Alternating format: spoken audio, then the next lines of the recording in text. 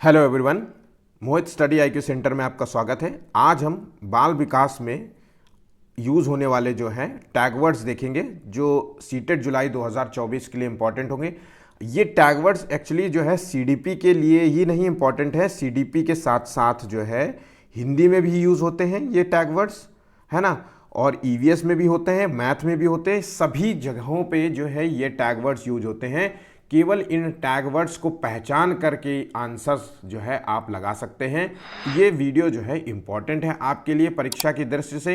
इन tag word को एक बार ज़रूर से ज़रूर देख लीजिए और याद कर लीजिए, समझ लीजिए। फिर आपको कभी भी इन टैग वर्ड से समझ लीजिए आपके 50% क्वेश्चन सॉल्व हो सकते हैं। यकीन मानिए मेरा, 50% क्वेश्चन सॉल्व हो सकते हैं सिर्फ केवल एक ध्यान लगा करके चीज़ों को अगर समझ जाते हैं तो। ठीक है, तो चलिए वीडियो को शुरू करते हैं। और अगर वीडियो पसंद आए तो प्लीज़ चैनल को लाइक और सब्सक्राइब जरूर कर लीजिएगा और अपने दोस्तों से शेयर करना बिल्कुल भी मत भूलिएगा ताकि वो भी इस वीडियो का लाभ ले सके। तो चलिए शुरू करते हैं। अब देखते हैं, जानते हैं कि टैग वर्ड्स होते क्या हैं और इनके बारे में, ये कौन कौन से टैग वर्ड्स हैं जो परीक्षा में यूज़ किए जाते हैं अक्सर एग्जाम्स में।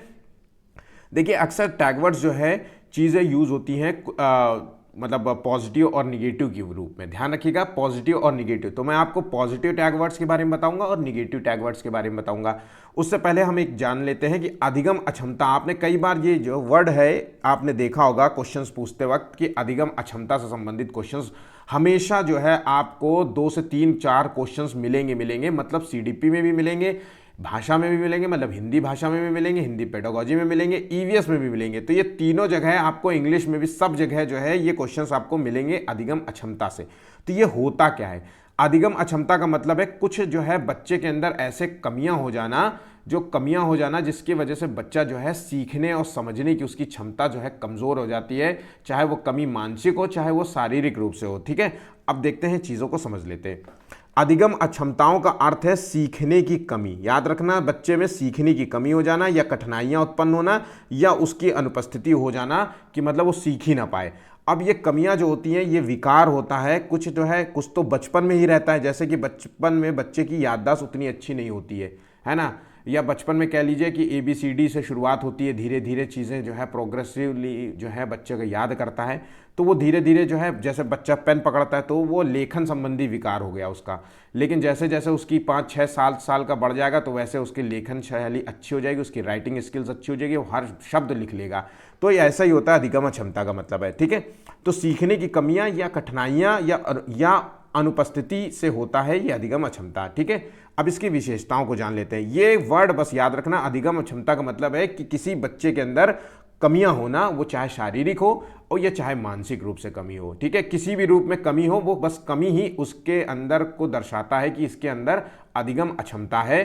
कुछ नया सीखने या कुछ नहीं सीखने की क्षमता है, कुछ सीख नहीं पाएगा, कुछ चीज़ें ये सीख नहीं सकता अभी, या अभी टाइम पीरियड के लिए नहीं सीख सकता या हमेशा के लिए नहीं सीख सकता। ठीक है, चलिए अधिगम अक्षमता की विशेषताओं को क्या समझते हैं, तो इसकी क्या विशेषताएं होती है इसको जान लेते हैं।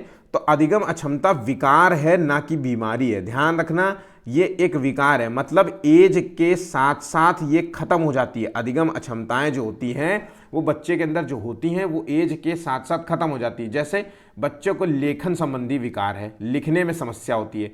तो लिखने में इसलिए समस्या होती है क्योंकि वो 2 साल का बच्चा है, वो पेन अभी पकड़ना नहीं जाता, उसकी मसल्स जो है इतनी मजबूत नहीं है, फिंगर्स उतनी मजबूत नहीं है। उसके बाद जो है जैसे जैसे उसकी एज बढ़ती जाती है वैसे वैसे वो अधिगम अक्षमताएं उसकी खत्म हो जाती हैं, वो विकार चला जाता है और वो धीरे धीरे उसकी जो है वो अधिगम सीखने लगता है किसी भी चीज़ को।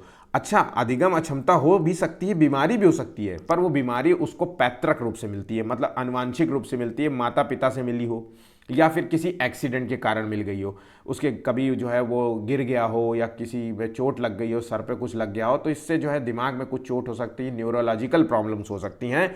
वैसे नॉर्मल बता रहे हैं कि अधिगम अक्षमता एक विकार है, ना कि बीमारी। ये पॉइंट आप समझ गए होंगे, बिल्कुल सिंपल है। बस एक वर्ड याद रखिएगा, अधिगम क्षमता विकार है, ना कि बीमारी। क्वेश्चन में कभी भी पूछ सकता है ये चीज़।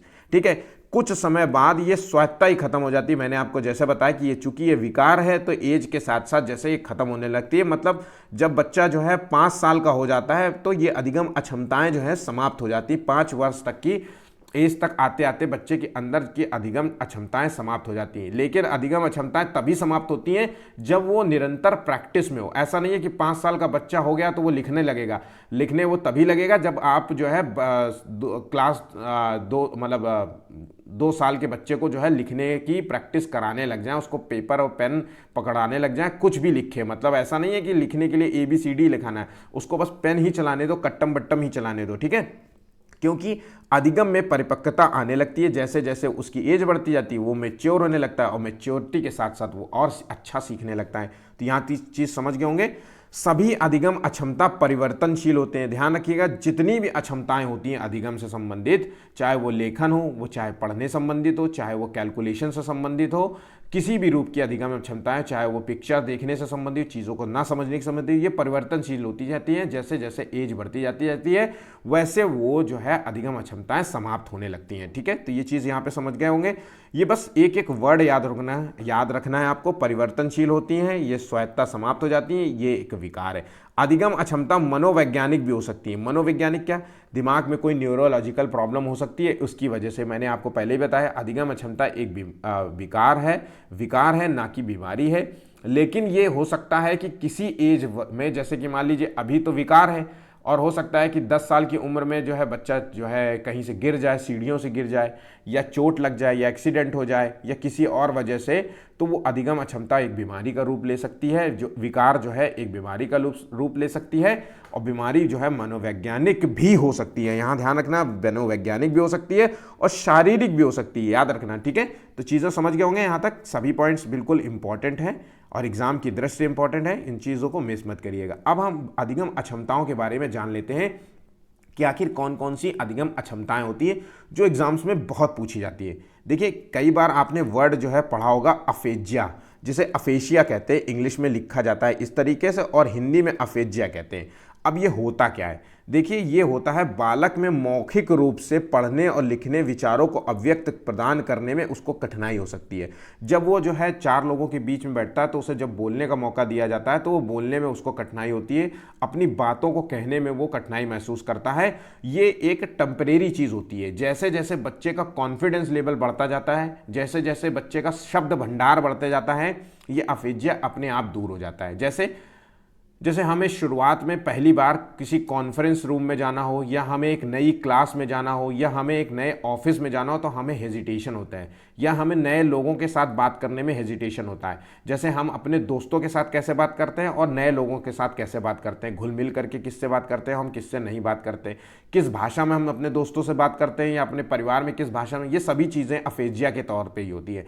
तो हम जैसे जैसे कॉन्फिडेंस हमारा आता जाता है, जैसे जैसे हमारे पास बोलने की जो है नए टॉपिक्स मिलते जाते हैं, जैसे जैसे उस टॉपिक से संबंधित हमारे पास नॉलेज होती जाती है, वैसे वैसे हम अपने विचारों को अव्यक्त करने लगते हैं। तो बस आपको याद रखना है कि अफेजिया होता क्या है कि मौखिक रूप से सीखने और विचारों को अव्यक्त प्रदान करने में थोड़ी कठिनाई महसूस होती है, और जैसे जैसे आपका वक्त बढ़ता जाता है, समय गुजरता जाता है, मैच्योरिटी की ओर बढ़ते जाते हैं, वैसे वैसे अफेजिया दूर हो जाता है, ठीक है। डायस्टोनिया क्या होता है? अब ये बहुत इंपॉर्टेंट क्वेश्चन है, ये सभी इंपॉर्टेंट है। गतिशीलता विकार है, इसमें मांसपेशियों के सिकुड़ने के कारण जो है चलने में जो है परेशानी होती है। ध्यान रखना, ये एक गतिशीलता विकार है। ध्यान रखना, ये एक गतिशीलता विकार है। जैसे 0 से 2 साल का बच्चे को जो है जो दिक्कत होती है चलने में, ये है डायस्टोनिया। तो जो 0 से 2 साल का बच्चा होता है वो उसे डायस्टोनिया ही होता है। उसमें मांसपेशियां इतनी मजबूत नहीं होती हैं जिसकी वजह से वो दौड़ सके, चल सके। वो धीरे धीरे जो है घिसट के चलता है, क्राउल करके चलता है, तो ये होती है, ठीक है।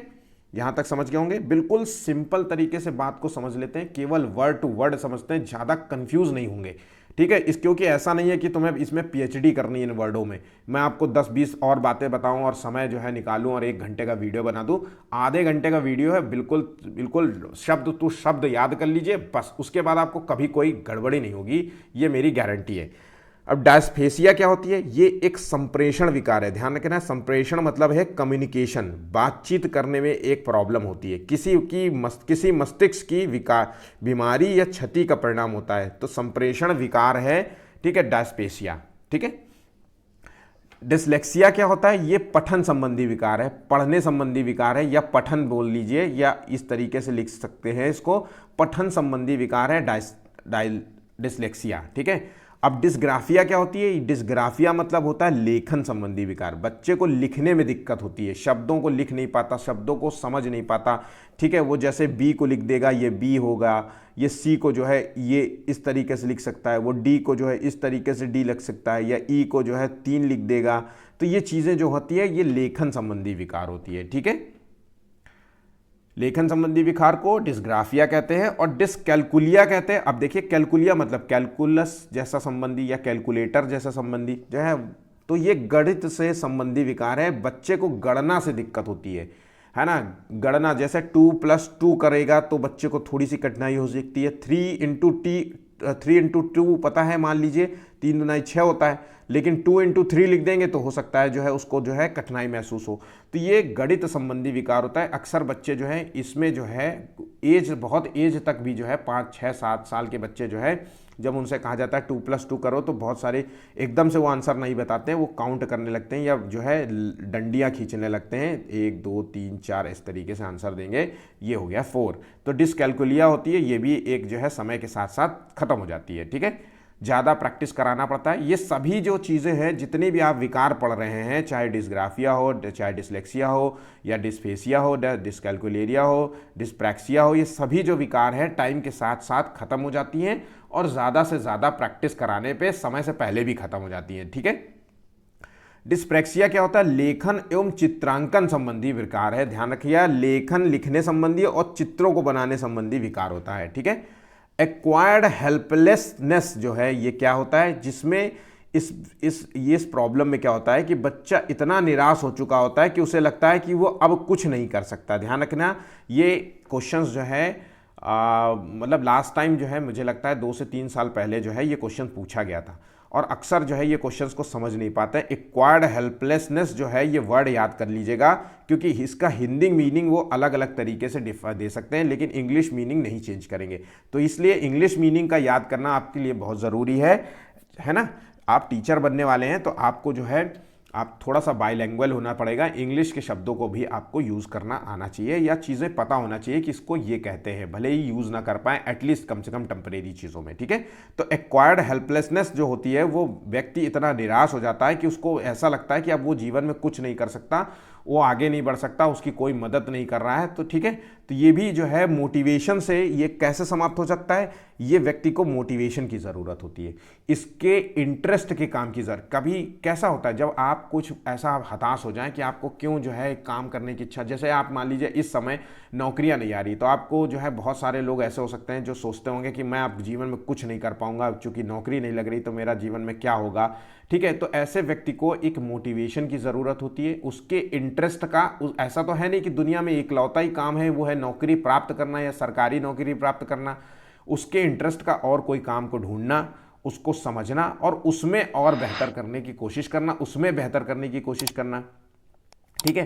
तो ये चीज़ें होती हैं। तो हेल्पलेसनेस जो होती है वो आप किसी की मदद करके, आप मोटिवेट करके, उसके इंटरेस्ट का काम दे करके, उसका सपोर्ट करके, फाइनेंशियली सपोर्ट करें, मेंटली सपोर्ट करें, उससे ये चीज़ें जो है ख़त्म हो सकती हैं, ठीक है। अब ये श्रवण प्रसंस्करण विकार जो है जिसे कहते हैं एपीडी, इसमें बच्चों के अंदर जो है ध्वनि को पहचानने और समझने की क्षमता की कमी होती है। कई बार आपने पिक्चर देखा होगा जिसमें जो है एक जो है बड़े एज का लड़का जब वो रोड में निकलता है तो बहुत सारी ध्वनियाँ जो है आवाज़ आती हैं, जैसे गाड़ी की भी ध्वनि आ रही है, हॉर्न बज रहा है, ट्रेन के भी हॉर्न बज रहा है, लोग जो है और भी चीज़ें की आवाज़ आ रही है। तो इससे क्या होता है, वो एकदम से जो है असहज महसूस होता है, पागल वाली हरकतें करने लगता है। तो ये बिल्कुल वही चीज़ है।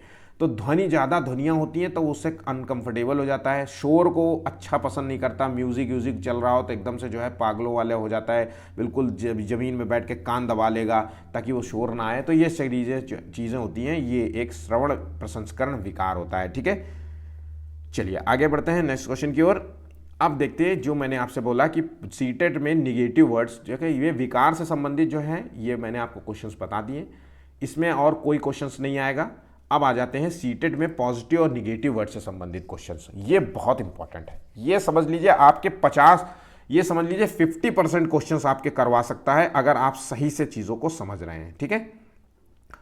अब देखिए निगेटिव वर्ड क्या है, का मतलब है कि अगर क्वेश्चंस की प्रकृति, अगर क्वेश्चन में पूछ रहा है नहीं है शब्द का इस्तेमाल हुआ है, ठीक है, कौन सा क्वेश्चन नहीं है, तो ध्यान रखिएगा, इसका जो आंसर है पॉजिटिव कभी नहीं होगा।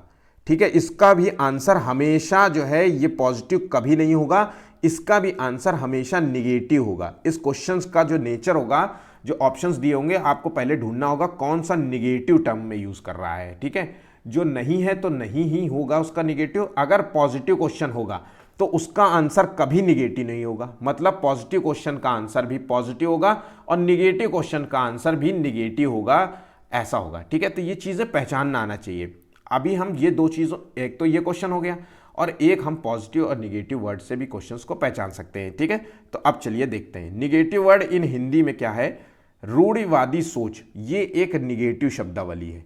रूढ़िवादी सोच का मतलब होता है कि हम जो है पुरानी तकियानूसी बातों पे जो है दिमाग लगाएं, जैसे लड़का लड़की पे जो है भेद करें कि लड़कियां ये कर सकती है और लड़के ये कर सकते हैं। तो ये जो क्वेश्चन होता है, तो ये क्वेश्चन हमेशा जो है वो होगा। अगर क्वेश्चन पूछा जाए कि रूढ़िवादिता को बढ़ावा देता है कौन सा टर्म, तो आपको पता होना चाहिए लड़का लड़की का भेद करना जो है गलत है ना। ये मानना कि लड़कियां ही ये कर सकती हैं, लड़के ये नहीं कर सकते। ये मानना कि लड़के को पढ़ाई करानी चाहिए, लड़कियों को घर की देखभाल करने के लिए छोड़ना चाहिए। लड़कियां बाहर नहीं निकल सकती, लड़के हमेशा बाहर निकल सकते हैं।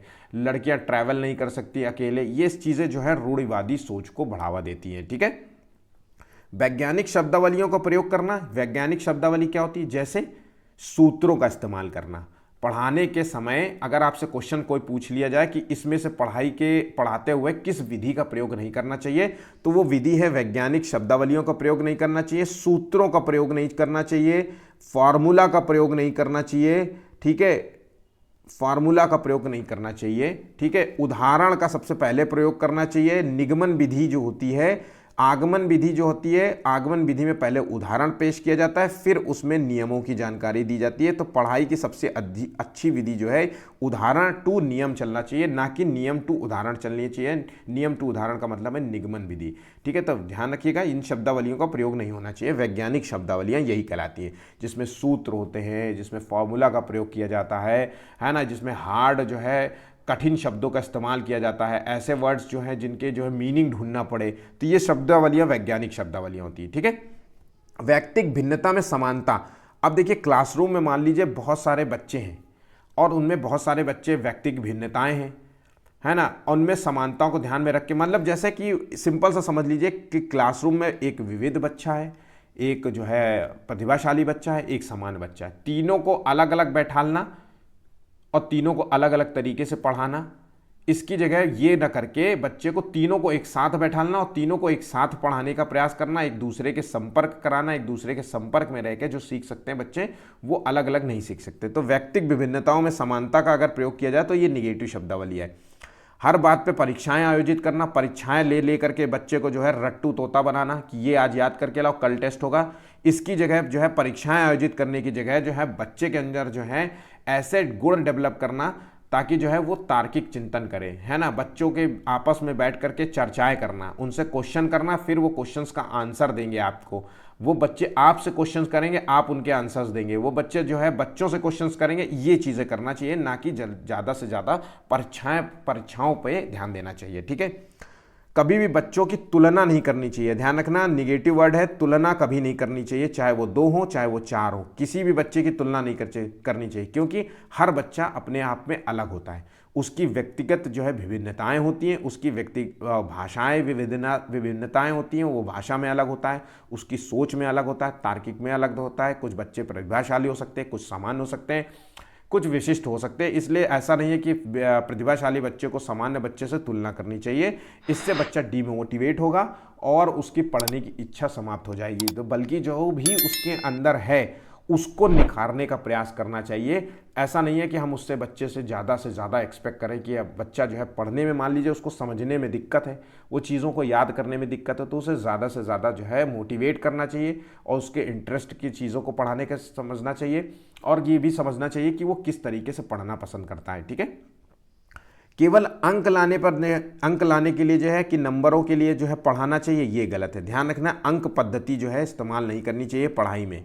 ठीक है, अब व्याख्यान विधि, किसी भी शब्द को व्याख्या दे देना, केवल जो है मतलब व्याख्यान विधि कि जैसे कि मैं क्वेश्चन पढ़ाता हूँ और क्वेश्चन पढ़ा के उसका आंसर बताना और उसके बारे में कुछ बातें बता देना, है ना, ये चीज़ें करनी नहीं चाहिए। ठीक है, बच्चों के लिए मैं बता रहा हूँ, व्याख्यान विधि जो है वो हायर एजुकेशन के लिए काम करती है, ना कि प्राथमिक विद्यालयों के लिए काम करती है। ठीक है, ध्यान रखिएगा, हायर जो व्याख्यान विधि होती है ये हायर एजुकेशन या कॉलेजेस में पढ़ाई जाती है, यूज़ की जाती है ना। प्राथमिक स्कूलों में जो है व्याख्यान विधि का इस्तेमाल नहीं किया जाता, जब बल्कि उदाहरणों का दे करके इस्तेमाल किया जाता है, दृश्य वाली सामग्रियों का जो है पढ़ाने से इस्तेमाल किया जाता है ना।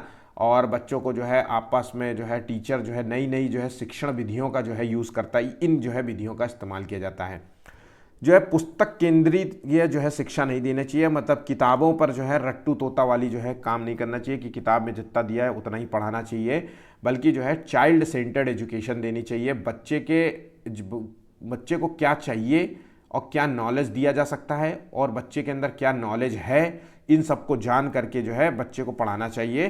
तो ध्यान रखिएगा, पुस्तक केंद्रित बुक जो है सेंटर्ड एजुकेशन नहीं होना चाहिए, ना ही टीचर सेंटर्ड होनी चाहिए, ये चीज़ें नहीं होनी चाहिए। ठीक है, हमें रटने पर जोर नहीं देना चाहिए, बच्चों के हतोत्साहित नहीं करना चाहिए, बच्चों को पढ़ाते समय ये नहीं डीमोटिवेट नहीं करना चाहिए कि तुम ये नहीं कर सकते हो, तुम ये नहीं कर सकते, तुम ये नहीं कर सकते, तुम्हें बिल्कुल नहीं आता है, ना डांटना चाहिए।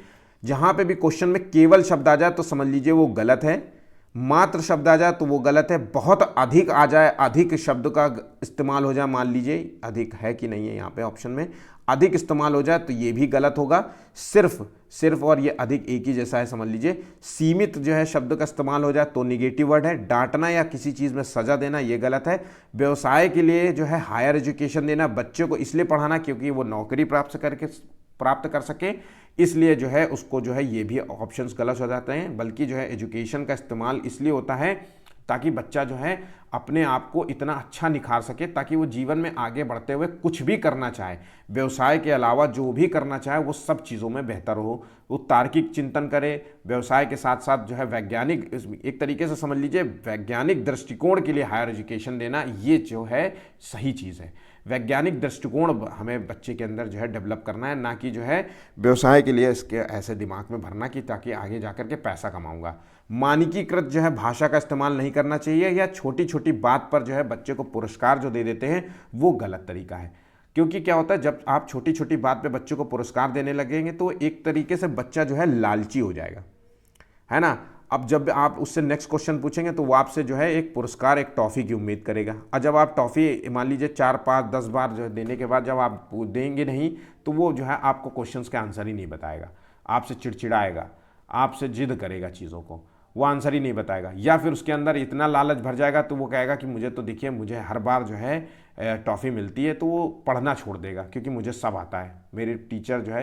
तो मतलब ज़्यादा से ज़्यादा पुरस्कार नहीं देना चाहिए, ना ही बहुत बखान करनी चाहिए कि ये देखिए कितना बढ़िया बच्चा है, पढ़ने में कितना अच्छा है, ये बच्चे कमज़ोर है, ये बच्चे जो है, तो ये चीज़ें नहीं करनी चाहिए। यहाँ तक चीज़ें समझ गए होंगे। क्वेश्चंस देख लेते हैं। प्राथमिक स्तर पर गणित के आकलन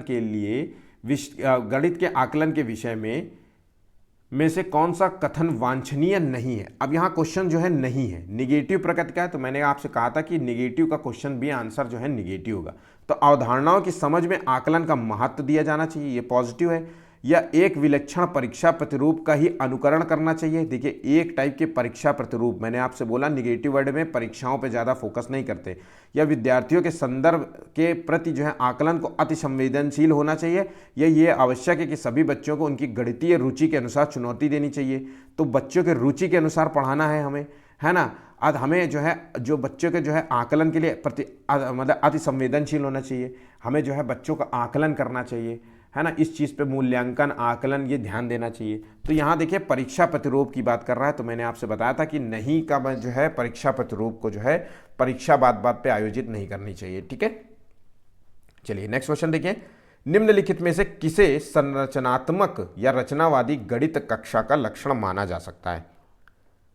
तो गणितीय परीक्षाओं को कंठस्थ करने में उच्च मान देना। अब देखिए कंठस्थ, रट्टू तोता, ये नकारात्मक प्रकृति का है, निगेटिव, है ना। ये आंसर जो है, देखिए आंसर जो है आपसे पॉजिटिव मांग रहा है, तो आपको पॉजिटिव आंसर देना है। अध्यापक का केवल जो है सही उत्तरों को केंद्रित करना। देखिए मैंने आपसे बोला था केवल का इस्तेमाल हो गया तो वो निगेटिव टर्म हो गया। विद्यार्थियों द्वारा की गई त्रुटियों को ज्ञान का महत्वपूर्ण स्रोत समझना।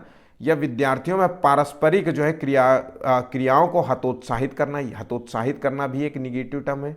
ठीक है, तो देखिए आंसर इसका सी है, बिल्कुल सिंपल सा है। अब चीज़ें यहाँ पे समझ गए होंगे, इसी तरीके से चीज़ों को समझना आना चाहिए। अब चलिए देखते हैं पॉजिटिव टैग्स। ठीक है, पॉजिटिव टैग्स जो है वर्ड को जान लेते हैं। वहाँ पे जो है बाल केंद्रित, देखिए निगेटिव टर्म में जो है मैंने क्या इस्तेमाल किया था कि पुस्तक केंद्रित शिक्षा या टीचर केंद्रित जो है। अब यहाँ पे क्या है, चाइल्ड सेंटर्ड एजुकेशन की बात कर रहा है। पॉजिटिव में हमेशा पढ़ाते वक्त बच्चे के अंदर जो है चाइल्ड सेंटर्ड एजुकेशन देनी चाहिए। हमें जो है बच्चे की रुचियों के अनुसार जो है पढ़ाना चाहिए। बच्चे को क्या नॉलेज जो है ज़रूरी है उन चीज़ों पे फोकस करना चाहिए। जो भी बच्चा जो है क्रियाएं करता है उस पर ध्यान रख करके जो है बच्चे को पढ़ाना चाहिए। ठीक है, तो बाल केंद्रित शिक्षा जो है एजुकेशन ज़रूरी है, ना कि टीचर सेंटर्ड, ना कि जो है बुक सेंटर्ड होना चाहिए। ठीक है, आंतरिक प्रेरणा ये होती है, आंतरिक प्रेरणा का मतलब है motivation, self motivation. Self motivation क्या होता है, बच्चे के अंदर जो सेल्फ मोटिवेशन होगा वो बच्चा जो है स्वयं में एक क्रिएटिव माइंडेड होगा। ठीक है, कुछ नया जो है निर्माण करने की शक्तियां मतलब निर्माण करने की जो है क्षमता रखता होगा। ठीक है, तो ऐसे बच्चे जो है आंतरिक प्रेरणा वाले बच्चों को जो है बोलना नहीं पड़ता कि आप बात बात पे पढ़ाई कीजिए, उनको होमवर्क के लिए बोलना नहीं पड़ता घर, वो स्वयं से जो है मतलब मोटिवेटेड होते हैं और खुद ही से जो है अपना होमवर्क कर लेते हैं। जो भी सिलेबस में दिया रहता है वो अपने आप पढ़ लेते हैं, वो चीज़ों को समझ लेते हैं। कुछ भी नया बनाने की जो है उनकी इच्छाएं होती हैं, तो वो सेल्फ मोटिवेटेड होते हैं। ठीक है, ये चीज़ समझ गए होंगे। ऐसे बच्चे जो है करके सीखते हैं, याद रखना करके सीखना एक पॉजिटिव वर्ड है। तो स्वयं से करके जितनी जल्दी जो सीखेगा वो ज़्यादा समय तक रहेगा। जब आप किसी चीज़ को जैसे ज़्यादा से ज़्यादा करके करना, किसी कार्य को करना, ज़्यादा से ज़्यादा प्रैक्टिस करना। अब जब आप चीज़ों को ज़्यादा स्वयं से करते हैं या प्रैक्टिस करते हैं, वो आपके साथ लंबे समय तक रहता है, मतलब स्थायी रूप से जुड़ जाता है। तो ये जो करके जब सीखते हैं तो वो नॉलेज जो है आपके साथ स्थायी रूप से रहता है, हमेशा रहता है। ठीक है, अंतःक्रिया द्वारा सीखना, विविधताओं में के रूप में सीखना, याद रखना, ये वर्ड याद रख लो। अंतःक्रिया द्वारा सीखना, विविधताओं में सीखना। विविधताएं मतलब है डाइवर्सिटी होनी चाहिए, एजुकेशन में डाइवर्सिटी होनी चाहिए। पढ़ाई आप करते हो तो ऐसा नहीं है कि आपने बुक खोला और पढ़ना शुरू कर दिया। बुक के साथ साथ आपको जो है भ्रमण करके भी पढ़ना चाहिए। ये चीज़ें याद रखनी है। डाइवर्सिटी, विविधता का मतलब है कि बुक्स के साथ साथ भ्रमण करके सीखना है। ज़्यादा से ज़्यादा प्रैक्टिस करना चाहिए, बुक्स में प्रैक्टिस करनी चाहिए, कॉपी में प्रैक्टिस करनी चाहिए। उसके बाद जो है चर्चाएं करनी चाहिए, चर्चा भी करनी चाहिए, लोगों के साथ आप चर्चा करें। टीचर से क्वेश्चन पूछना चाहिए, जब टीचर कोई क्वेश्चन पूछ रहा उसके आंसर्स देने चाहिए। तो देखिए ये डाइवर्सिटी जितनी होगी उतनी ही अच्छी आपकी नॉलेज होगी, उतनी ही नॉलेज जो है आपकी स्थायी रूप से जुड़ेगी, मतलब आपके साथ ताउम्र चलेगी। आपने कई बार देखा होता कि बहुत सारे बच्चों को मैथ्स में दिक्कत होती है। ठीक है, वो जैसे जैसे मैथ्स की प्रैक्टिस छोड़ देते हैं उनकी हमेशा के लिए मैथ्स जो है भूल जाते हैं। लेकिन कुछ लोगों की मैथ्स हमेशा के साथ जो है उनके साथ बनी रहती है, मतलब वो उनके साथ अगर उनको क्वेश्चन भी ना पूछो तो वो मैथ के आंसर तब भी बता देंगे। ऐसा क्यों होता है? क्योंकि वो बेसिक चीज़ें पढ़ते हैं। ठीक है, उनके जो है डाइवर्सिटी के साथ पढ़ते हैं, विविधताओं के साथ पढ़ते हैं, वो प्रैक्टिस भी करते हैं, लोगों को आंसर्स भी बताते हैं, उनके प्रॉब्लम्स को सोल्यूशन ढूंढने का भी प्रयास करते हैं, सभी चीज़ होती हैं। ठीक है, समावेशी शिक्षा, समावेशी शिक्षा वो एक पॉजिटिव वर्ड है। समावेशी शिक्षा वह जहाँ ऐसी शिक्षा जहाँ पे सभी प्रकार के लोग पढ़ते हो। सभी प्रकार के मतलब जहाँ पे अमीर गरीब भी पढ़ता हो, जहाँ पे प्रतिभाशाली बच्चा भी पढ़ता हो, जहाँ सामान्य बच्चा भी पढ़ता हो, जहाँ विशिष्ट बालक भी पढ़ते हो, है ना। ये सभी जो है ऐसा स्कूल जहाँ पे ये सभी लोग पढ़ते हो वहाँ पे जो है समावेशी शिक्षा जो है दी जाती है। समावेशी शिक्षा में जो है बच्चे का संपूर्ण विकास होता है। ध्यान रखिएगा, संपूर्ण विकास, ऐसा विकास जिसे शारीरिक विकास भी कह सकते हैं, मानसिक विकास भी कह सकते हैं। तो बहुत सारे टर्म हैं, इन चीज़ों को समझिए। समावेशी शिक्षा जहाँ पे बच्चे का संपूर्ण विकास हो। संपूर्ण विकास के लिए क्या होता है, मतलब संपूर्ण विकास जिसका मानसिक विकास और शारीरिक विकास। शारीरिक और मानसिक विकास कैसे होगा?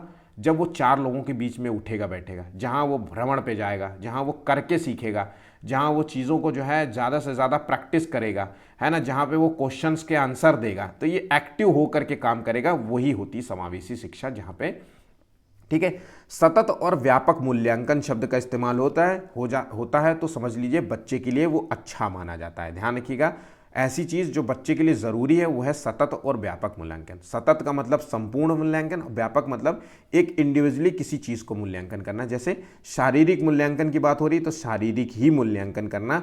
अब जब हम मानसिक मूल्यांकन की बात करें तो मानसिक मूल्यांकन करना, ठीक है। तो ये चीज़ है। जब मैथमेटिक्स की बात हो रही तो मैथमेटिकली रूप से जो है मूल्यांकन करना। साइंस की बात कर रहे हैं तो साइंस के रूप में मूल्यांकन करना।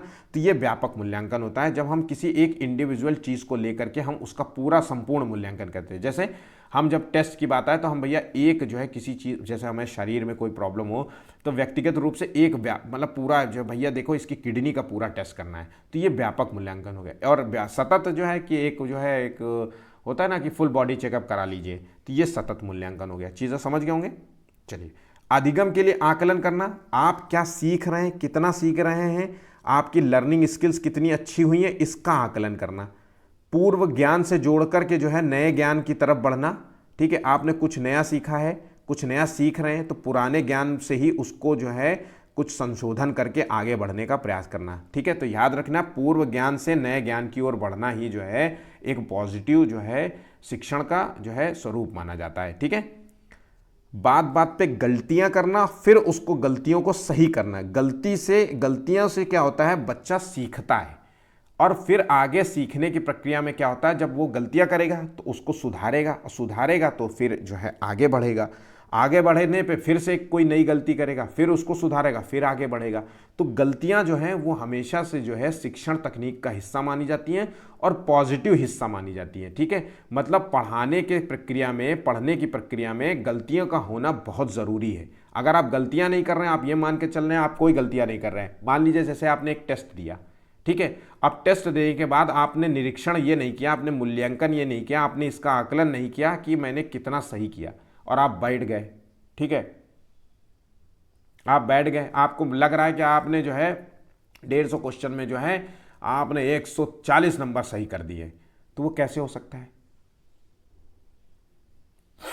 तो इसलिए जरूरी है कि त्रुटियों को जानना और फिर उनको सही करना बहुत जरूरी है। परिवर्तनशील या प्रगतिशील शिक्षा का होना जरूरी है, ठीक है। लचीलापन, सिलेबस में लचीलापन हो, पढ़ाई में लचीलापन हो और गतिशीलता होनी चाहिए। इन शब्दों का इस्तेमाल हो रहा हो तो समझ लीजिए आंसर आपका सही है। रचनावादी होना, सृजनात्मकता, कुछ नया क्रिएटिव होना। रचनावादी का मतलब है कुछ नया क्रिएट करना, ठीक है, कुछ नया निर्माण करने की बच्चे के अंदर क्षमता होना। तो बच्चे को जो है सृजनात्मक होना चाहिए, ठीक है। बात पे उसको प्रयास करना चाहिए, ज़्यादा से ज़्यादा प्रयास करना चाहिए, ज़्यादा से ज़्यादा उसे प्रैक्टिस करना चाहिए। समायोजन या अनुकूलन जैसे शब्दों का इस्तेमाल हो तो जो है पॉजिटिव है। खोज विधि या खोजने को महत्व देना चाहिए, ज़्यादा से प्रैक्टिस करने को महत्व देना चाहिए। और बच्चे को जो है प्रोत्साहन देना चाहिए, मोटिवेट करना चाहिए। ध्यान रखना, बच्चे को प्रोत्साहन देना चाहिए, मोटिवेट होना चाहिए, सेल्फ मोटिवेट होना चाहिए, चाहे वो बाहर से मोटिवेशन हो या स्वयं से मोटिवेट होता हो, ठीक है। ये चीज़ समझ गए होंगे। चलिए क्वेश्चन देखते हैं। अधिगम संकल्पों को सुसाध्य करने के लिए एक अध्यापिका को ऐसे तरीके प्रयोग करने चाहिए जिनमें संकल्पों का प्रगतीकरण जटिलता से सरलता की ओर होता है। अब देखिए, कोई भी चीज़ होती है वो पहले सरल होती है फिर जटिलता की ओर हम जाते हैं, तो यहाँ चीज़ गलत हो गई। हम सभी को पता है, कुछ देखिए फैक्ट समझने का प्रयास करिए। हम जो भी चीज़ सीखते हैं हम पहले सरलतम रूप में सीखते हैं, फिर उसको हम जटिल रूप में सीखते हैं। ये जो अपसारी चिंतन को प्राथमिकता दें, जो विभिन्न संकल्पों के बीच संबंध खोजने को महत्व दें, या जो विद्यार्थियों के बीच प्रतिद्वंदिता को जो है रूपी संस्कृति प्रतिद्वंदिता पैदा करे, मतलब दो बच्चों में तुलना करें, है ना, दो बच्चों में टेस्ट कराएं, तो ये चीज़ तो बिल्कुल गलत हो गई, यहाँ भी गलत हो गई। और देखिए, अधिगम संकल्पों को सुसाध्य करने के लिए, सरलतम रूप से काम करने के लिए टीचर को क्या करना चाहिए, तो देखिए विभिन्न संकल्पों के बीच में संबंध खोजने को महत्व देना चाहिए। ऑप्शन सी इसका सही आंसर है, ठीक है। नेक्स्ट क्वेश्चन, बाल केंद्रित कक्षा में एक टीचर को किस बात को महत्व देना चाहिए। तो देखिए, बाल केंद्रित है मतलब चाइल्ड सेंटर्ड है, जो भी काम हो रहा है वो बच्चे के इर्द गिर्द हो रहा है, बच्चे के इंटरेस्ट के रूप में हो रहा है ना, बच्चे को ध्यान में रख करके जो है कार्य जो है कराया जा रहा है। तो देखिए, निरंतर वस्तुनिष्ठ रूपी परीक्षाओं की बात हो रही है, तो परीक्षा तो निगेटिव वर्ड में था और यहाँ क्वेश्चन पॉजिटिव वर्ड में है। किसी भी तरह पाठ्यक्रम के जो है समापन पर ध्यान रखना चाहिए, मतलब जो है सिलेबस आधारित, ये भी एक निगेटिव वर्ड हो गया। ज्ञान की सक्रिय संरचना प्रक्रिया को जो है ध्यान रखना चाहिए, या दंड देना, या कठोरतम अनुशासन, तो ये भी एक निगेटिव वर्ड हो गया। तो देखिए इसका आंसर है सी, बिल्कुल ज्ञान की सक्रिय संरचना प्रक्रिया को जो है महत्व देना चाहिए। मतलब जो है टीचर को इस बात पे महत्व देना चाहिए कि बच्चा क्या पढ़ना चाहता है और उसका जो है ज्ञान, मतलब उसका जो है इंटरेस्ट क्या है। अब जब हम किसी बच्चे के इंटरेस्ट के आधार पे हम उसको पढ़ाएंगे तो वो कहीं ना कहीं ज्ञान की सक्रिय जो है प्रक्रिया को इन्वॉल्व करेगा और ज्ञान का निर्माण करेगा अपने अंदर, ठीक है, तार्किक क्षमता का निर्माण करेगा। ठीक है, चलिए आगे बढ़ते हैं। एक अध्यापक को विद्यार्थियों में प्रचलित जो है जेंडर रूढ़वादों से जो है किस प्रकार निपटना चाहिए। अब जेंडर रूढ़वादी जो है संबंधी ये एक निगेटिव क्वेश्चन है और यहाँ निपटना चाहिए। तो देखिए विद्यार्थियों में जेंडर विशिष्ट भूमिकाओं को बढ़ावा देना चाहिए, या वास्तविक जीवन से संबंधित ऐसे उदाहरण पेश करने चाहिए जो रूढ़िवादों को जो है चुनौती दे, या जो है विद्यार्थियों के एक समान जेंडर आधारित समूह जो है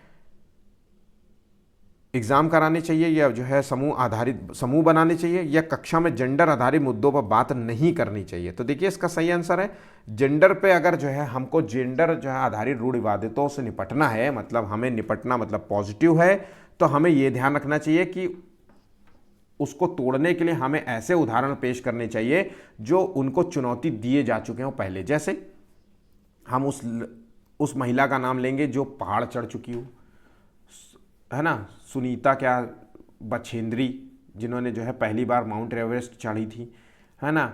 मैं उन आईपीएस का नाम लूँगा जो इन्होंने पहली बार आईपीएस एग्ज़ाम निकाला था, या इस वर्ष जो है सिविल सर्विसेज की एग्ज़ाम में जो है सबसे ज़्यादा जो है लड़कियाँ ने जो है एग्ज़ाम क्वालिफाई किया, उनके नाम बताऊंगा मैं अपने। ठीक है, मैं उन सिंगर्स के नाम बताऊंगा जो लड़के सिंगर्स हैं, बहुत अच्छा गाते हैं, या वो बहुत अच्छा डांसर है लड़के, है ना। वो उन राइडर्स के नाम बताऊंगा, फार्मूला 1 हो या कार हो चलाती हूँ, या जो है बाइक में स्टंट करती हूँ, उनके नाम बताऊंगा। ये मैं उन लड़कियों के नाम बताऊंगा जो फाइटर प्लेन उड़ाती हैं। तो ये जो उदाहरण पेश करेंगे वास्तविक जीवन से संबंधित, उनकी पिक्चर्स दिखाएंगे, उन जो रूढ़िबद्धता को बढ़ावा देते हैं, तो उनको समझ में आएगा कि आज के समय में ये चीज़ें मायने नहीं रखती, कितना नाम कमाती हैं। हाँ कि इस देश में राष्ट्रपति जो है वो महिला भी हो सकती है, मुख्यमंत्री महिला भी हो सकती है, इस देश की जो है डॉक्टर भी महिला हो सकती है ना। इस देश में जो डांस करता है वो एक जेंट्स हो सकता है, लड़का भी डांस एक अच्छा कर सकता है ना। इस देश में खाना बनाने का काम केवल महिलाओं का नहीं है, पुरुष भी कर सकते हैं। जैसे बड़े बड़े होटलों में पुरुष बहुत बड़े शेफ़ कहलाते हैं, वो शेफ़ के रूप में भी काम कर सकते हैं, और घर में भी जो है खाने पीने में मदद कर सकते हैं। तो ये चीज़ें जो है ये हमें उदाहरण पेश करने चाहिए। ठीक है, एनसीएफ 2005 के मार्गदर्शी सिद्धांत, इससे संबंधित आपको क्वेश्चंस 1 से 2 मिलते ही मिलते हैं हर पूरे मतलब 150 क्वेश्चंस में। अब देखिए इस चीज़ें समझ लीजिए, एनसीएफ का मतलब होता है क्या है, ये नेशनल करिकुलम फ्रेमवर्क से संबंधित क्वेश्चन है। ठीक है, नेशनल करिकुलम फ्रेमवर्क जिसे कहते हैं राष्ट्रीय पाठ चर्चा की रूपरेखा। ये एक 180 पेज का दस्तावेज है जिसमें जो है बच्चों के उज्जवल भविष्य से संबंधित जो है विषयों पर चर्चा की गई है। मतलब बच्चों को क्या करना चाहिए, मैंने जो पॉजिटिव नेगेटिव वर्ड दिए हैं वो समझ लीजिए एनसीएफ का ही हिस्सा है। ठीक है, तो याद रखना इन्होंने पहले जो है डिसाइड किया कि क्या बच्चों को करना चाहिए, कैसे पढ़ाना चाहिए, किन बातों को पढ़ाते वक्त, और टीचरों को किन बातों का ध्यान रखना चाहिए, पढ़ने और पढ़ाते वक्त किन बातों का ध्यान रखना चाहिए, जो टीचिंग का लक्ष्य होता है वो क्या होना चाहिए, बच्चों के ऊपर किस चीज़ का विकास करना ज़रूरत होता है, इन सभी चीज़ों पे बात की गई है। ठीक है, अब देखिए कुछ फैक्ट्स देख लेते हैं, बिल्कुल सिंपल पढ़ लेते हैं। तो एनसीएफ के जो मार्गदर्शी सिद्धांत है वो ज्ञान को स्कूली शिक्षा के बाहर के जीवन से जोड़ना। मतलब जो है ऐसा नहीं है कि किताबी कीड़ा भी बनाना, ऐसा नहीं है। किताबी के साथ साथ बच्चे को जो है बाहरी दुनिया में क्या हो रहा है इसके बारे में भी नॉलेज होनी चाहिए। भ्रमण विधि का प्रयोग कर सकते हैं आप, है ना, स्वयं से करके सीखने के लिए प्रोत्साहन दे सकते हैं।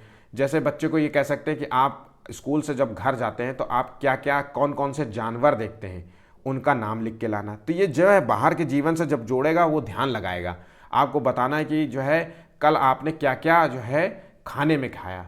आपको सब्जी मंडी में जा कर के आपको ये देखना है कि आपको कौन कौन सी सब्जियां जो हैं आपने कल देखी और याद करी, उनके बारे में बताइएगा आकर के। तो ये बाहरी जीवन से जोड़ना है, ये होता है ज्ञान का निर्माण। ये स्थायी रूप से, इससे क्या होता है बच्चे का जो निर्माण प्रक्रिया होती है वो स्थायी रूप से जुड़ जाती है, मतलब हमेशा के लिए जुड़ जाती है। ठीक है, पढ़ाई को रटंत प्रणाली से मुक्त करना। ठीक, पढ़ाई को सिर्फ पाठ्य पुस्तक तक ही सीमित ना रहने देना। याद रखना, पाठ्य पुस्तक तक ही नहीं सीमित रखना, उसके बाहर की भी दुनिया से जो है बच्चों को अवगत कराना है। श्रवण विधि का भी प्रयोग करना है। ठीक है, देखने और सुनने वाली संबंधी वाली जो है प्रणाली का भी प्रयोग करना है, स्वयं से करने के लिए भी प्रेरित करना है। ठीक है, बच्चों को चर्चाओं पे भाग लेने के लिए करना है, ग्रुप स्टडी के लिए भी करना है, ग्रुप में बैठने के लिए भी प्रेरित करना है। ये सब चीज़ें जो है पढ़ाई के लिए महत्वपूर्ण होती हैं। परीक्षा प्रणाली में लचीलापन होना चाहिए, कक्षा को जो है गतिविधि से जोड़ना। ठीक है, ये चीज़ें समझ गए होंगे। ये शिक्षा द्वारा जो है प्रजातांत्रिक और राष्ट्रीय चिंताओं को समाहित किया जाए। तो प्रजातांत्रिक मतलब है कि जो है बच्चों को ग्रुप्स में बैठालना, बहुभाषी बच्चे हैं तो एक दूसरे के साथ जो है इंटरेक्ट होंगे, एक दूसरे को अपनी नॉलेज प्रोवाइड करेंगे, बच्चे एक दूसरे की भाषा सीखेंगे, है ना। तो ये चीज़ें होती हैं, प्रजातांत्रिक जो है वैल्यूज़ यही होती है। एनसीएफ 2005 में रचनावाद पर जोर देना, बच्चे को जो है क्रिएटिव बनाना है, खुद बच्चे के अंदर कुछ नया सृजन करने की क्षमता विकसित करनी है, बच्चे के अंदर तार्किक चिंतन जो है विकसित करना है। ठीक है, तो रचनावाद पर हमें जोर देना है। बिना बोझ की शिक्षा देने का वादा करना है, तो हमें ज़्यादा से ज़्यादा बुक्स पर भार नहीं डालना है। ऐसा नहीं कि 10 बुक्स लेकर के आए बच्चा स्कूल में बैग में भर करके, तो बिना बोझ वाली शिक्षा देना है। ठीक है, मोटी मोटी पुस्तकों को शिक्षा का असफलता माना जाता है, मतलब किताब ज़्यादा मोटी मोटी किताबों को जो है यूज़ नहीं कराना है हमें। बाल केंद्रित शिक्षा शास्त्र का अर्थ है बच्चों की आवाज़ है और उनके अनुभवों को वरीयता देना। तो ध्यान रखना, बच्चों के जो है क्या अनुभव है, क्या इंटरेस्ट हैं, इन पर हमें फोकस करना है, उस पर ध्यान देना है।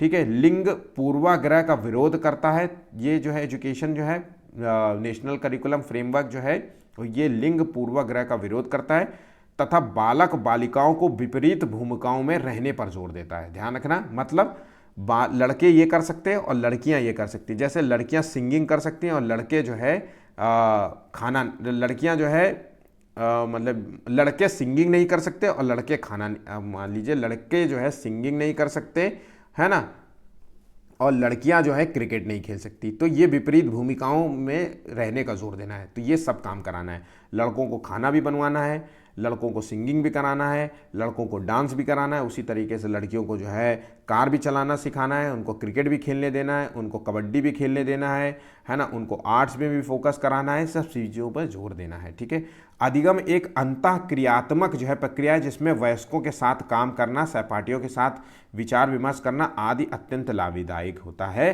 तो देखिए, अधिगम जब प्रक्रिया होती है तो बच्चे और बड़े आपस में इंटरेक्ट करेंगे तो एक दूसरे को जो है कुछ अच्छा सिखाएंगे। ठीक है, इंटरेक्शन बहुत ज़रूरी है। तो अंतःक्रिया का होना बहुत ज़रूरी है। शिक्षक एक मार्गदर्शक के रूप में जो है सुविधा प्रदाता शुभम करता है, जो विद्यार्थियों को ज्ञान सृजन के लिए प्रोत्साहित करता है। तो टीचर का काम होता है बच्चे के अंदर जो है ज्ञान को सृजन करना, उसके लिए मोटिवेट करना, उसको जो है कुछ नया निर्माण करने की क्षमता विकसित करना। ठीक है, ज्ञान प्राप्त नहीं होता, ज्ञान की रचना की जाती है। हम सभी को पता है कि हम जब ज्ञान जो है कहीं से मिलता नहीं है, उसको जो है हमें रचना की जाती है, मतलब हम जो है निरंतर अभ्यास से इसकी रचना कर सकते हैं, है ना। जितना हम प्रैक्टिस करेंगे, जितना हम समझने का प्रयास करेंगे, उतना ही हम अपने अंदर ज्ञान की रचना करेंगे, ज्ञान का निर्माण करेंगे। ठीक है, ऐसा नहीं है कि पैदा होते ही जो है ज्ञान के आपको मिल जाता है। ठीक है, बच्चा जो है अनुभवों के साथ स्कूल में प्रवेश करता है, तो हर बच्चे के अनुभव को ध्यान में रख करके जो है शिक्षा देनी चाहिए। ऐसा नहीं है कि जो बच्चा जो है गांव से पृष्ठभूमि से आए या किसी अन्य भाषी बच्चा हो तो उसको जो है डीमोटिवेट करें, उसके अनुभवों को ध्यान में रखना चाहिए, क्योंकि ये अनुभव जो होते हैं ये एक रिसोर्सेज होते हैं जो दूसरों को दी जा सकती हैं। जैसे बहुभाषी क्लास में बहुभाषी जो बच्चे होते हैं वो एक दूसरे को नई शब्दावलियाँ सिखाते हैं। ठीक है, बच्चों को प्रश्न पूछने के लिए प्रोत्साहित करना चाहिए। ध्यान रखना, प्रश्न पूछने के लिए बच्चों को हमेशा प्रोत्साहित करना चाहिए। 5 दस्तावेजों में भाषा के लिए द्विभाषी शब्दों का इस्तेमाल किया गया, बहुभाषी का समर्थन करता है। मतलब जो एनसीएफ है वो नेशनल करिकुलम फ्रेमवर्क है, राष्ट्रीय पाठ्य चर्चा का जो रूपरेखा है उसमें द्विभाषा का प्रयोग किया गया है। एक मातृभाषा हो गई, एक द्वितीयक भाषा के रूप में कोई भी भाषा हो सकती है, या बहुभाषी का समर्थन करता है। एक क्लासरूम में कई बच्चे हो सकते हैं जो बहुभाषी हो सकते हैं, द्विभाषी भी हो सकते हैं, उन सभी को जो है संसाधन के रूप में देखना चाहिए। ठीक है, ये पॉजिटिव रूप में हमें देखना चाहिए। बच्चे स्कूल जीवन की शुरुआत के पहले से ही भाषा की जटिलता और नियमों को आत्मसात करने की क्षमता रखते हैं। तो ध्यान रखिएगा, शुरुआत से ही बच्चे उनके अंदर जो है कुछ ना कुछ भाषा सीखी होती है, उनके जटिलतम स्वरूप को समझे होते हैं। तो इन चीज़ों को ध्यान में रख के चीज़ों को ध्यान रखना है। ठीक है, पढ़ाते वक्त आपको इन सब चीज़ों का भी ध्यान रखना है। तो आज का वीडियो समाप्त होता है। अगर पसंद आया तो वीडियो प्लीज़ चैनल को लाइक और सब्सक्राइब ज़रूर कर लीजिएगा। इंपॉर्टेंट है वीडियो, यहाँ तक देखेंगे तो आप 50 क्वेश्चन ज़रूर से ज़रूर कर लेंगे, ये मेरा बिल्कुल वादा है। अगर वीडियो पसंद आया तो आज का जो है लाइक है वो टारगेट है 10 लाइक्स का। ठीक है, आज के लिए बस इतना ही, धन्यवाद।